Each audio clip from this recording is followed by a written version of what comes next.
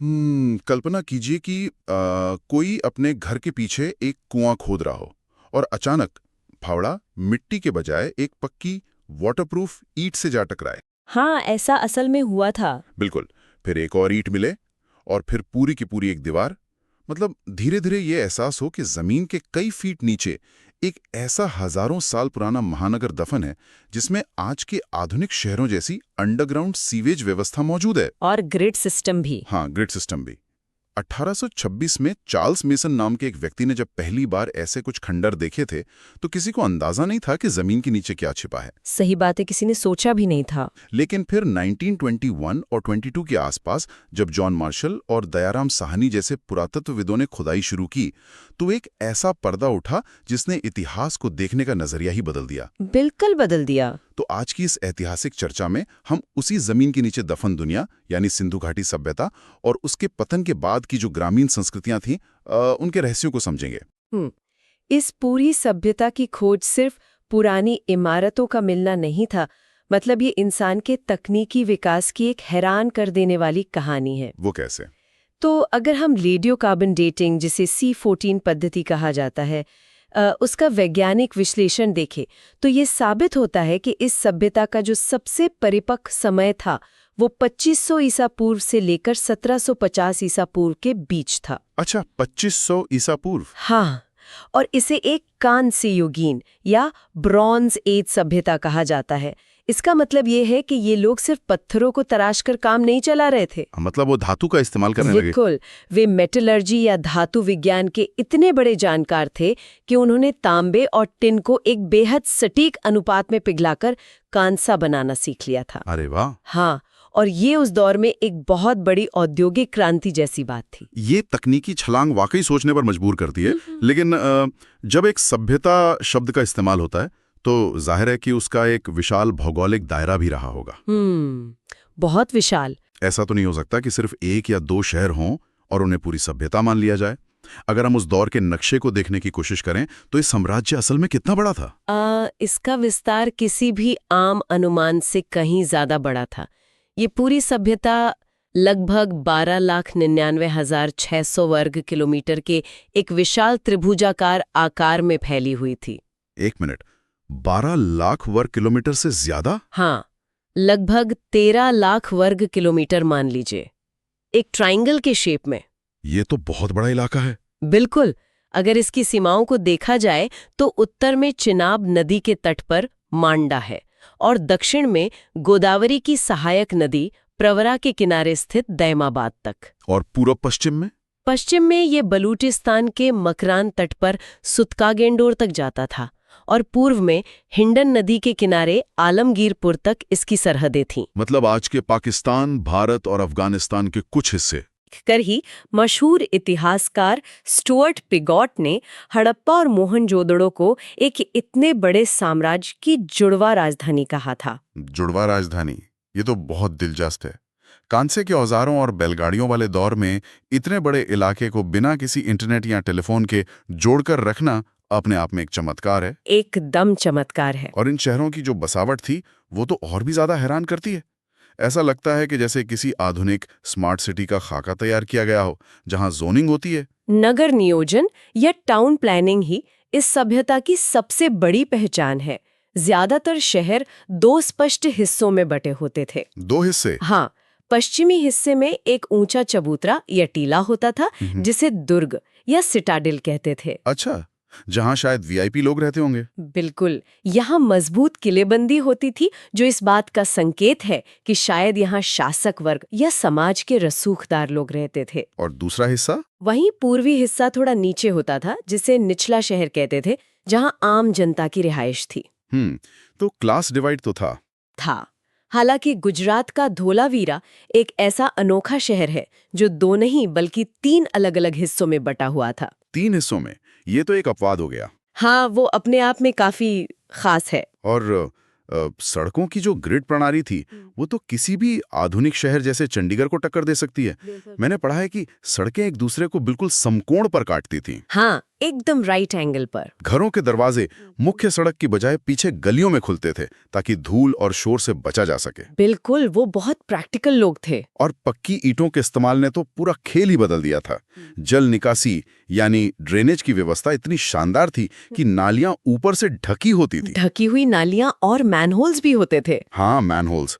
ये समझना थोड़ा मुश्किल है कि क्या उस समय की मेसोपोटामिया या मिस्र की सभ्यताओं में ऐसी कोई प्लानिंग नहीं थी?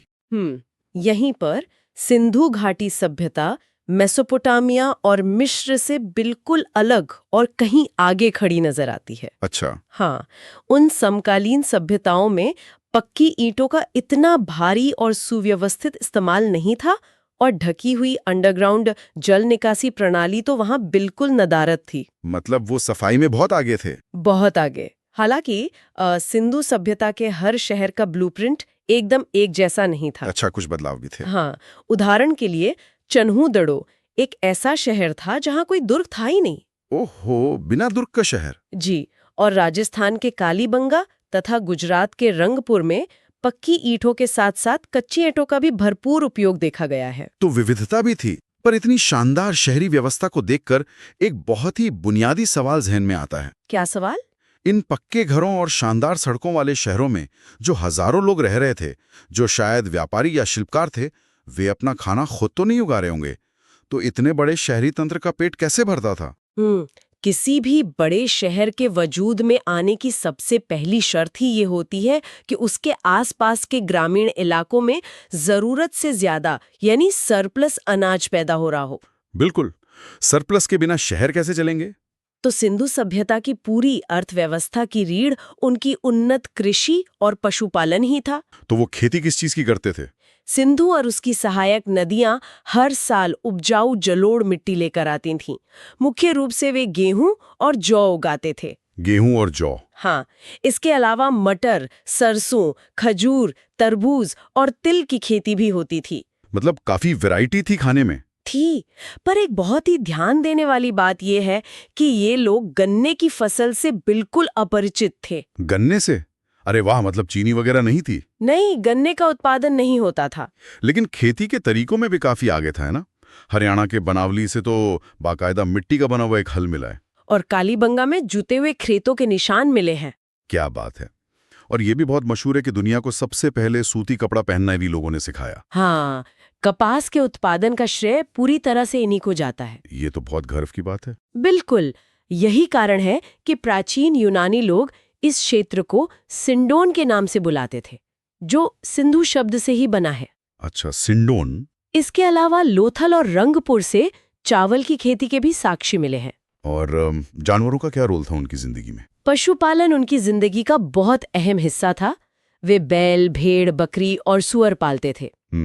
इनमें कुबड़ वाला बैल, जिसे हम हम्प्ड बुल कहते हैं, वो उनके समाज में सबसे अधिक पूजनीय था। हाँ, मोहरों पर भी तो उसी की तस्वीर ज्यादा दिखती है। सही कहा आपने। इसके अलावा हाथी और ऊंट से वे भलीभांति परिचित थे, और सुरकोटदा नाम की जगह से तो घोड़े की हड्डियां भी बरामद हुई हैं। घोड़े की हड्डियां? खेती और औजारों की जब भी बात आती है तो एक बात बहुत खटकती है। क्या बात? मतलब इतने बड़े पैमाने पर खेती, विशाल ईंटों के भवन और नक्काशीदार मोहरें, और ये सब बिना लोहे के ज्ञान के। धातु विज्ञान में वे असल में कहाँ खड़े थे? ये उनके कौशल का ही सबसे बड़ा प्रमाण है। उन्हें लोहे का बिल्कुल भी ज्ञान नहीं था। एकदम नहीं? एकदम नहीं।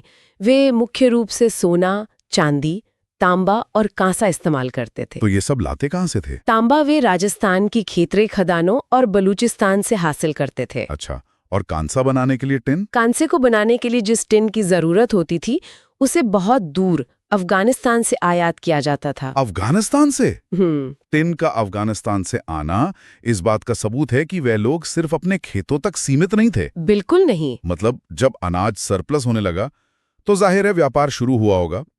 लेकिन आज की तरह उस वक्त कोई करेंसी या सिक्के तो थे नहीं। नहीं, पैसों का तो कोई कॉन्सेप्ट नहीं था। तो क्या ये कहा जा सकता है कि हजारों साल पहले बिना किसी मुद्रा के एक ग्लोबल सप्लाई चेन काम कर रही थी? हाँ, इसे आप बिल्कुल एक ग्लोबल सप्लाई चेन कह सकते हैं। व्यापार पूरी तरह से वस्तु विनिमय या बार्टर सिस्टम पर आधारित था। मतलब सामान के बदले सामान। जी। उनका आंतरिक व्यापार तो था ही, लेकिन बाहरी दुनिया के साथ भी उनके बेहद मजबूत व्यापारिक रिश्ते थे। जैसे मेसोपोटामिया? हाँ, मेसोपोटामिया और फारस की खाड़ी। मेसोपोटामिया के प्राचीन साहित्य में सिंधु क्षेत्र को मेलुहा कहकर पुकारा गया है। मेलुहा, ये नाम तो बहुत मशहूर भी हुआ है। हाँ, और इसका सबसे बड़ा सबूत ये है कि मेसोपोटामिया के शहरों में सिंधु सभ्यता की कई मोहरें या सील्स पाई गई हैं। मतलब हमारा सामान वहां तक जाता था? बिल्कुल। गुजरात का लोथल शहर तो एक अंतर्राष्ट्रीय बंदरगाह या डॉकयार्ड था, जहां से जहाजों के जरिए माल की आवाजाही होती थी। ये तो कमाल है। अब व्यापार को निष्पक्ष बनाने के लिए मापतौल के कुछ नियम भी रहे होंगे। हाँ, वो बाकायदा वजन का इस्तेमाल करते थे। 160। बिल्कुल सही। उनकी मापतौल प्रणाली बहुत ही स्टैंडर्डाइज्ड थी। लेकिन एक बात बताइए, कोई भी व्यापार बिना किसी लिखित भाषा या रिकॉर्ड के इतने बड़े पैमाने पर कैसे चल सकता था? उनकी लिपि के बारे में एक बड़ा ही अजीब सा शब्द सुनने को मिलता है, बूस्ट्रोफेडन। हाँ, बूस्ट्रोफेडन। ये क्या तकनीक थी? उनकी लिपि भाव चित्रात्मक यानी पिक्टोग्राफिक थी। मतलब अक्षरों की जगह चित्र होते थे? जी, और बूस्ट्रोफेडन शैली का मतलब है लिखने का एक ऐसा तरीका जो एक खेत में हल चलाने वाले किसान की दिशा जैसा होता है। वो कैसे? यानी पहली लाइन दाईं से बाईं ओर लिखी जाती थी और फिर दूसरी लाइन ठीक वहीं से बाईं से दाईं ओर मुड़ जाती थी। अच्छा, मतलब राइट टू लेफ्ट और फिर left to right, zigzag type. एकदम सही। इस लिपि में लगभग 400 के करीब चिन्ह या साइन मिले हैं। 400 चिन्ह। लेकिन सबसे बड़ी त्रासदी ये है कि इस लिपि को आज तक पढ़ा नहीं जा सका है। यही सबसे बड़ा रहस्य है। तो जब तक लिपि एक रहस्य है, तब तक उनकी मोहरों और उन पे बने चित्रों से ही सब कुछ अंदाजा लगाना पड़ता है। ये मोहरें ज्यादातर सेल खड़ी या स्टीयरटाइट नाम के मुलायम पत्थर से बनी होती थीं। स्टीयरटाइट? हाँ, और आकार में वर्गाकार या आयताकार होती थीं। इन्हीं मोहरों पर उकेरे गए चित्रों और दूर दराज से मंगाई गई विलासिता की चीजों से हम बहुत कुछ समझते हैं। जैसे क्या मंगाते थे वो दूर से? जैसे लाजवर्द मणि, जिसे हम लैपिस लाजुली कहते हैं, शंख और सोना। इन सब को देखकर उनके व्यापारिक और सामाजिक ढांचे का अंदाजा लगाया जाता है। चलिए, व्यापार और अर्थव्यवस्था की इस गहरी समझ के बाद अब थोड़ा उनके दर्शन और समाज की ओर रुख करते हैं। उनका समाज बहुत दिलचस्प था। इतने समृद्ध लोग किस बात में विश्वास रखते थे? ऐसा लगता है कि उनका समाज मातृसत्तात्मक था, है ना? हाँ, पुरातात्विक साक्ष्य के आधार पर समाज को मातृसत्तात्मक माना जाता है, क्योंकि खुदाई में भारी संख्या में मातृ देवी की मिट्टी की मूर्तियां मिली हैं। मिट्टी की मूर्तियां? कोई विशेष मूर्ति जो ध्यान खींचती हो? एक बहुत ही खास मोहर मिली है हड़प्पा से। उसमें एक स्त्री के गर्भ से एक पौधा निकलता हुआ दिखाया गया है। अरे वाह! इसका क्या मतलब निकाला गया? इतिहासकार इसे उर्वरता की देवी या गॉडेस ऑफ फर्टिलिटी का प्रतीक मानते हैं। ये प्रकृति और सृजन के प्रति उनके गहरे सम्मान को दर्शाता है। और अगर पुरुष देवताओं की बात करें तो पशुपति शिव की मोहर सबसे ज्यादा चर्चा में रहती है। बिल्कुल, मोहनजोदड़ो से मिली पशुपति सील। हाँ, जिस पर एक योगी ध्यान की मुद्रा में बैठा है। उसके आसपास हाथी, बाघ, गैंडा और भैंसा मौजूद हैं और उसके पैरों के पास हिरण बैठे हैं। हाँ, ये तो बिल्कुल वैसा ही है जैसे आज हम भगवान शिव के पशुपति रूप की कल्पना करते हैं। ये समानता वाकई चौंकाने वाली है। इसके अलावा वे प्रकृति की पूजा भी करते थे। जैसे पेड़ों की पूजा? जी, पीपल के पेड़ की पूजा, लिंग और योनि की पूजा के साक्ष्य भी मिले हैं। और पशुओं में तो आपने पहले ही बताया, खुबड़ वाला बैल। हाँ, वो सबसे ज्यादा पवित्र था। इसके साथ ही कालीबंगा और लोथल से बाकायदा अग्नि कुंड या फायर ऑल्टर्स भी मिले हैं। मतलब हवन वगैरह होता होगा? बिल्कुल, किसी तरह के अग्नि अनुष्ठान की तरफ इशारा करते हैं। लेकिन इन सब में सबसे हैरान करने वाली बात एक और है। वो क्या? पूरे सिंधु साम्राज्य में कहीं भी किसी मंदिर या भव्य पूजा स्थल का कोई साक्ष्य नहीं मिला है। एक भी मंदिर नहीं? नहीं, मिस्र या मेसोपोटामिया की तरह यहाँ कोई विशाल धार्मिक इमारत नहीं थी। तो धर्म शायद उनके निजी या पारिवारिक जीवन का हिस्सा ज्यादा था, सत्ता का केंद्र नहीं? ऐसा ही प्रतीत होता है। और मृत्यु के बाद के संस्कारों में भी तो काफी विविधता नजर आती है। बहुत विविधता थी दफनाने के तरीकों में। शवों को आमतौर पर उत्तर दक्षिण दिशा में दफनाया जाता था ना? हाँ, सिर उत्तर की तरफ और पैर दक्षिण की तरफ। लेकिन अलग अलग शहरों में कुछ बहुत ही अजीबोगरीब कब्रें मिली हैं। अच्छा, जैसे लोथल से युग्म शवाधान मिले हैं। युग्म मतलब जॉइंट? हाँ, जिसका मतलब है कि एक ही कब्र में स्त्री और पुरुष को एक साथ दफनाया गया था। ओहो। और पंजाब के रोपड़ में एक ऐसी कब्र मिली है जहां मालिक के साथ उसके पालतू कुत्ते को भी दफनाया गया था। वफादारी की हद। और मैंने सुना है कि सर्जरी के भी सबूत मिले। हाँ, चिकित्सा विज्ञान के नजरिए से सबसे बड़ी खोज कालीबंगा से हुई। वहां एक ऐसी खोपड़ी मिली है जिसमें 6 बड़े छेद हैं। 6 छेद एक खोपड़ी में? जी, ये उस जमाने में शल्य चिकित्सा या ट्रिफिनेशन सर्जरी का एक बहुत बड़ा और दुर्लभ प्रमाण है। मतलब सोच के देखिए ना, उस जमाने में ऐसा कुछ होना। खैर, मालिक के साथ कुत्ते को दफनाना या गहने और बर्तन साथ रखना, बिना लिपि पढ़े सिर्फ इन कब्रों को देखकर क्या ये निष्कर्ष निकालना जल्दबाजी नहीं है कि वे पुनर्जन्म में विश्वास करते थे? ये एक बहुत ही जायज तर्क है और यही कारण है कि डी कोशाम्बी और आर.एस. शर्मा जैसे बड़े इतिहासकारों के बीच इन पुरातात्विक सबूतों की व्याख्या को लेकर अक्सर मतभेद रहते हैं। लेकिन जब किसी कब्र में रोजमर्रा की कीमती चीजें या बर्तन सहेज कर रखे जाते हैं तो दुनिया भर की प्राचीन सभ्यताओं का पैटर्न यही बताता है कि वे मृत्यु के बाद एक नए जीवन की कल्पना कर रहे थे, जहां शायद इन चीजों की जरूरत पड़ेगी। बिल्कुल। अब अगर इस पूरी सभ्यता के कुछ प्रमुख शहरों की एक छोटी सी दिमागी यात्रा की जाए तो हर शहर का अपना एक अलग ब्रांड या विशेषता नजर आती है। हर शहर की अपनी एक अलग कहानी है। सबसे पहले मोहनजोदड़ो की बात करते हैं, जिसका मतलब ही मृतकों का टीला होता है। मोहनजोदड़ो अपनी भव्यता के लिए मशहूर है। वहां का सबसे विशाल भवन एक अन्नागार यानी ग्रेनरी था, जहां शायद आपातकाल के लिए अनाज सुरक्षित रखा जाता था। हाँ, इसके अलावा वहां एक विशाल स्नानागार या ग्रेट बाथ मिला है। उसकी तो तस्वीरें भी किताबों में खूब छपती हैं। बिल्कुल। उसका आर्किटेक्चर इतना शानदार है कि माना जाता है इसका इस्तेमाल किसी बड़े सामूहिक धार्मिक अनुष्ठान के लिए होता था। और वहां से कोई खास मूर्ति भी मिली थी ना? हाँ, मशहूर कांसे की नर्तकी या ब्रॉन्ज डांसिंग गर्ल, सूती कपड़े के साक्ष्य और दाढ़ी वाले पुजारी की मूर्ति भी मोहनजोदड़ो से ही मिली है। क्या बात है। और हड़प्पा, जिसके नाम पर इस सभ्यता का नामकरण हुआ, वहां क्या विशेष था? हड़प्पा में एक बहुत बड़ा कब्रिस्तान मिला है जिसे पुरातात्विक भाषा में R37 कहा जाता है। R37? और वहां के अन्नागार नदी के बिल्कुल किनारे बनाए गए थे। नदी के किनारे क्यों? इससे ये साफ होता है कि नाव के जरिए अनाज का ट्रांसपोर्टेशन कितनी कुशलता से किया जाता होगा। बहुत ही स्मार्ट। और चन्हूदड़ो शहर के बारे में तो सुनकर ऐसा लगता है कि वो उस दौर का फैशन या इंडस्ट्रियल हब था। एकदम सही। वहां मनके या बीड्स बनाने का कारखाना था। और सबसे दिलचस्प बात मैंने पढ़ी कि वहां से लिपस्टिक और सौंदर्य प्रसाधन के साक्ष्य भी मिले हैं। हाँ, इंसान को सजने संवरने का शौक हमेशा से रहा है। और एक कच्ची ईंट पर कुत्ते द्वारा बिल्ली का पीछा करते हुए पैरों के निशान भी मिले हैं। जी, जो मानो समय में जम गए हों। और लोथल के बारे में आपने बताया कि वो डॉकयार्ड था। हाँ, लोथल एक बंदरगाह था जहां से फारस की मोहर और हाथी दांत से बना एक पैमाना मिला है जो अंतर्राष्ट्रीय व्यापार की कहानी कहता है। और राजस्थान के कालीबंगा का क्या अर्थ है? कालीबंगा का अर्थ है काले रंग की चूड़ियां। अच्छा। वहां सिर्फ जुते हुए खेत ही नहीं बल्कि भूकंप आने के सबसे पुराने प्रमाण भी मिले हैं। भूकंप के साक्ष्य, ये तो कमाल है। और धौलावीरा की बात करें तो वहां का जल प्रबंधन या वाटर मैनेजमेंट सिस्टम दुनिया के लिए एक मिसाल है। वहां क्या खास था? वहां बारिश के पानी को सहेजने के लिए शानदार टैंक थे, एक विशाल स्टेडियम था और 10 बड़े अक्षरों वाला एक साइन बोर्ड भी मिला है। 10 अक्षरों का साइन बोर्ड, मतलब वो लोग ब्रांडिंग भी जानते थे।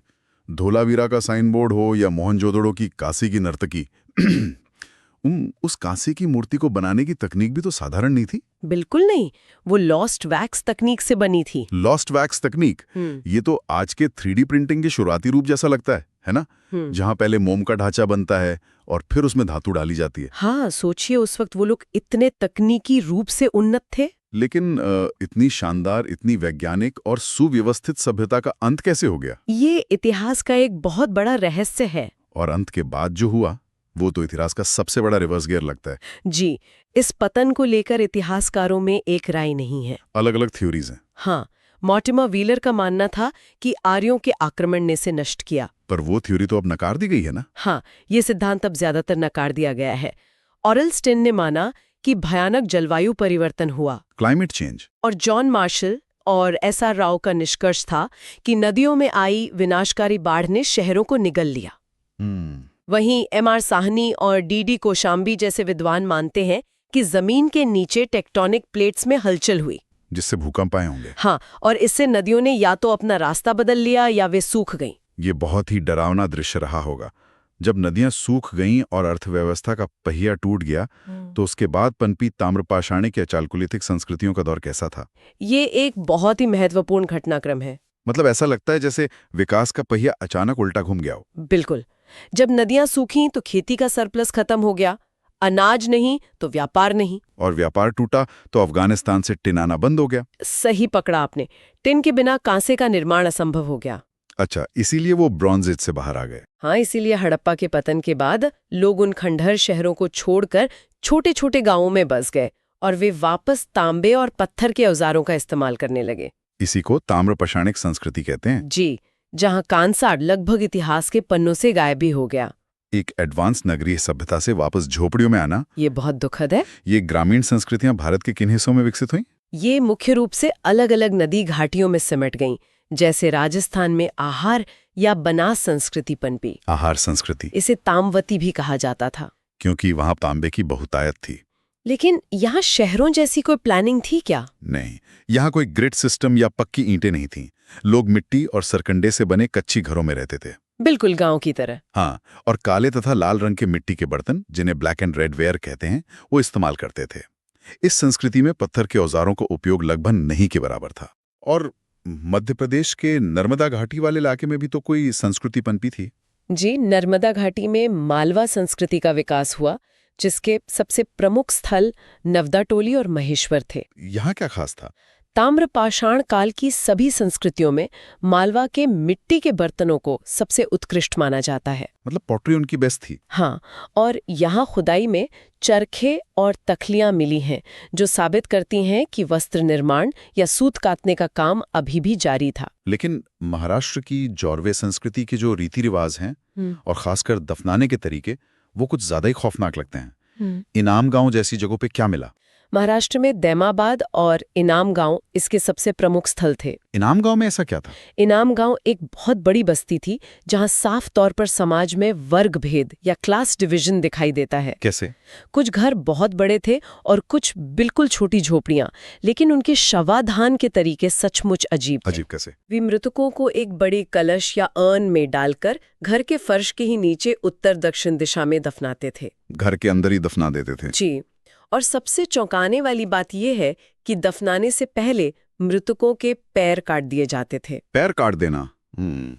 ये तो सीधा सीधा भूतों और आत्माओं से जुड़े किसी गहरे अंधविश्वास या डर की तरफ इशारा करता है कि कहीं मुर्दा वापस चल कर ना आ जाए। बिल्कुल, पुरातात्विक विश्लेषण भी यही कहता है कि ये अंधविश्वास और मृत्यु के बाद आत्माओं के डर का ही परिणाम था। और दक्षिण भारत में उस वक्त क्या चल रहा था? अगर हम दक्षिण भारत की तरफ देखें तो वहाँ रागी और बाजरे की खेती हो रही थी और पत्थरों को पॉलिश करने का एक पूरा उद्योग पनप रहा था। Polish stone? हाँ, बाद में वहाँ मेगालिथिक संस्कृति आई, जिसमें कब्रों को बड़े बड़े विशाल पत्थरों से ढक दिया जाता था। और उन कब्रों से भी कुछ मिला है क्या? दिलचस्प बात यह है कि इन कब्रों के अंदर से लोहे के औजार मिलने शुरू हो जाते हैं, जो एक नए युग की शुरुआत का संकेत है। फाइनली लोहे की एंट्री हो गई। जी, और इसी समय उत्तर भारत में गेरुए रंग के बर्तनों, जिन्हें हम ओसीपी कहते हैं, और चित्रित धूसर बर्तनों यानी पीजीडब्ल्यू का उपयोग करने वाले नए समाज आकार ले रहे थे।